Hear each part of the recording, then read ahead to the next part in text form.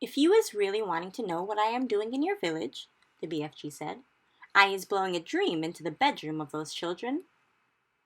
Blowing a dream? Sophie said. What do you mean? I is a dream-blowing giant, the BFG said. When all the other giants is galloping off every what way and which to swap human beings, I is scuttling away to other places to blow dreams into the bedrooms of sleeping children. Nice dreams. Lovely golden dreams. Dreams that is giving the dreamers a happy time. Now hang on a minute, Sophie said. Where do you get these dreams? I collect them, the BFG said, waving an arm towards all the rows and rows of bottles on the shelves. I has billions of them. You can't collect a dream, Sophie said. A dream isn't something you can catch hold of. You was never going to understand about it, the BFG said. That is why I is not wishing to tell you.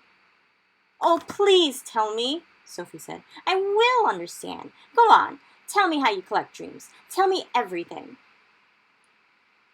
The BFG settled himself comfortably in his chair and crossed his legs. Dreams, he said, is very mysterious things. They is floating around in the air like little wispy, misty bubbles. And all the time, they is searching for sleeping people. Can you see them? Sophie asked. Never at first. Then how do you catch them if you can't see them? Sophie asked. Aha, said the BFG. Now we is getting on to the dark and dusky secrets. I won't tell a soul. I is trusting you, the BFG said. He closed his eyes and sat quite still for a moment while Sophie waited. A dream, he said, as it goes whiffling through the night air, is making a tiny little buzzing humming noise. But this little buzzy hum is so silvery soft, it is impossible for a human being to be hearing. Can you hear it? Sophie asked. The BFG pointed up at his enormous truck wheel ears, which he now began to move in and out. He performed this exercise proudly, with a little proud smile on his face. Is you seeing these? He asked. How can I miss them? Sophie said. They maybe is looking a bit preposterous to you, the BFG said. But you must believe me when I say they is very extra usual ears indeed. They is not to be coughed at. I'm quite sure they're not, Sophie said. They is allowing me to hear absolutely every single twiddly little thing. You mean you can hear things I can't hear? Sophie said. You is deaf as a dumpling compared with me, cried the BFG. You was hearing only thumping loud noises with those little earwigs of yours, but I am hearing all the secret whisperings of the world. Such as what? Sophie asked. In your country, he said, I is hearing the footsteps of a ladybird as she goes walking across a leaf. Honestly? Sophie said, beginning to be impressed. What's more, I is hearing those footsteps very loud, the BFG said. When a ladybird is walking across a leaf, I is hearing her feet going clumpity-clumpity-clump, like giant's footsteps. Good gracious me, Sophie said. What else can you hear? I is hearing the little ants chittering to each other as they scuttle around in the soil. You mean you can hear ants talking? Every single word, the BFG said, although I is not exactly understanding their language. Go on, Sophie said.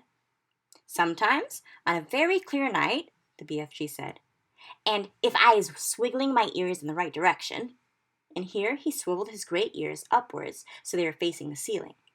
If I is swiggling them like this, and the night is very clear, I is sometimes hearing faraway music coming from the stars in the sky.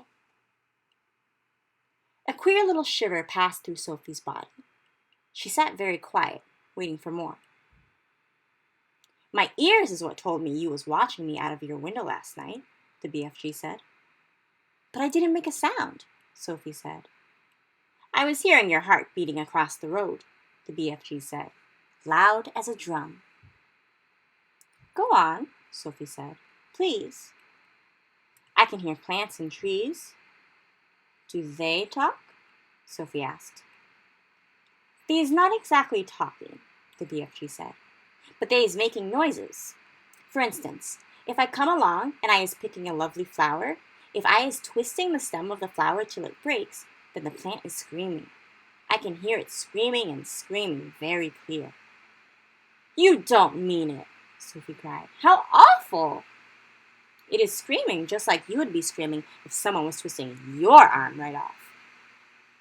Is that really true? Sophie asked. You think I is swizz-figgling you? It is rather hard to believe. Then I is stopping right here, said the BFG sharply. I is not wishing to be called a fibster. Oh, no! I'm not calling you anything, Sophie cried. I believe you. I do, really. Please, go on. The BFG gave her a long, hard stare. Sophie looked right back at him, her face open to his. I believe you, she said softly. She had offended him. She could see that. I wouldn't ever be fibbling to you, he said. I know you wouldn't, Sophie said, but you must understand that it isn't easy to believe such amazing things straight away. I understand that, the BFG said. So do please forgive me and go on, she said. He waited a while longer, and then he said, It is the same with trees as it is with flowers. If I is chopping an axe into the trunk of a big tree, I is hearing a terrible sound coming from inside the heart of the tree. What sort of sound? Sophie asked. A soft, moaning sound, the BFG said. It is like the sound an old man is making when he is dying slowly. He paused. The cave was very silent. Trees is living and growing just like you and me, he said. They is alive. So is plants. He was sitting very straight in his chair now, his hands clasped tightly together in front of him. His face was bright, his eyes round and bright as two stars. Such wonderful and terrible sounds I is hearing, he said. Some of them you would never wish to be hearing yourself, but some is like glorious music. He seemed almost to be transfigured by the excitement of his thoughts. His face was beautiful in its blaze of emotions. Tell me some more about them, Sophie said quietly. You just ought to be hearing the little mices talking, he said. Little mices is always talking to each other, and I is hearing them as loud as my own voice. What do they say? Sophie asked. Only the mices know that, he said. Spiders is also talking a great deal. You might not be thinking it, but spiders is the most tremendous natterboxes. And when they is spinning their webs, they is singing all the time. They is singing sweeter than a nightingale. Who else do you hear? Sophie asked. One of the biggest chat bugs is the caterpillars, the BFG said. What do they say? They is arguing all the time about who is going to be the prettiest buttery fly. That is all they is ever talking about. Is there a dream floating around in here now? Sophie asked. The BFG moved his great ears this way and that, listening intently. He shook his head. There is no dream in here, he said, except in the bottles. I has a special place to go for catching dreams. They is not often coming to giant country. How do you catch them? The same way you is catching buttery flies, the BFG answered, with a net. He stood up and crossed over to a corner of the cave where a pole was leaning against the wall. The pole was about 30 feet long, and there was a net on the end of it. Here is the dream catcher, he said, grasping the pole in one hand. Every morning I is going out and snitching new dreams to put in my bottles. Suddenly, he seemed to lose interest in the conversation. I is getting hungry, he said. It is time for eats.